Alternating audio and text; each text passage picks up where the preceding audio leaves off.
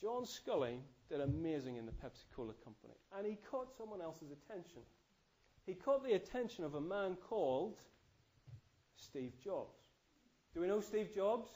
If you've got an iPhone or an Apple Mac with you, Steve Jobs is the power behind Apple.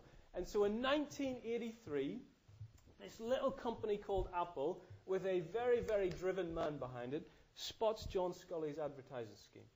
And he says, do you know what?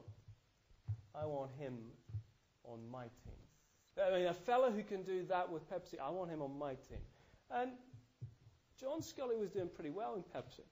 And there was no way he was just going to jump ship to this pathetic little Apple thing.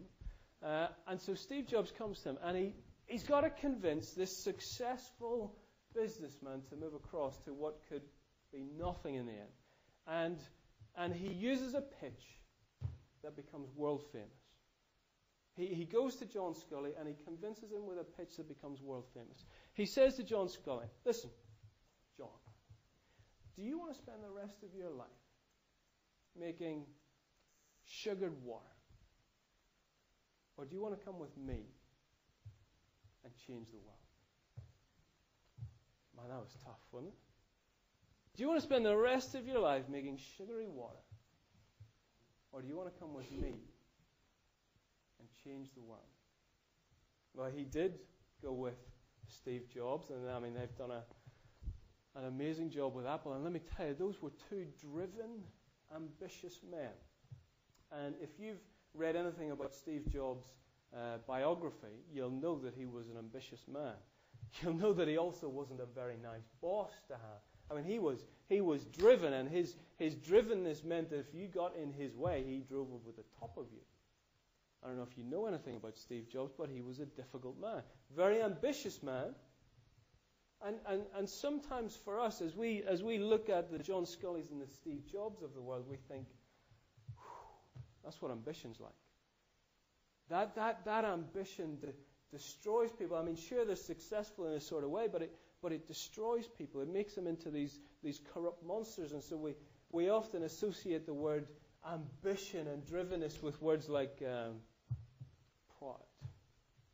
arrogant, pushy, selfish. And there's, to be honest, there's good reason for that, isn't it? I mean, I have an NIV Bible here. If you read through that, 7 times it uses the word ambition. 7 times. 5 of those times, it is overwhelmingly negative. Let's have a look at a few. Galatians 5, he's given a list of sins. He says, idolatry, witchcraft, hatred, discord, jealousy, fits of rage, selfish ambition, dissensions. Philippians 1, the former preach Christ out of selfish ambition, not sincerely. Philippians 2, do nothing out of selfish ambition or vain conceit. James 3, but if you harbor bitter envy and selfish ambition, James 3 again, for where you have envy and selfish ambition, there you will find disorder and every evil practice. You can understand why sometimes Christians have that they look at this thing of ambition and say, no, that's for people out there. That's for people out there who just run roughshod over people who if people get in their way, they trample them. Well, let's talk to us today about the good side of ambition. Because there's 2 other times that the New Testament uses this word ambition, and they're not so negative.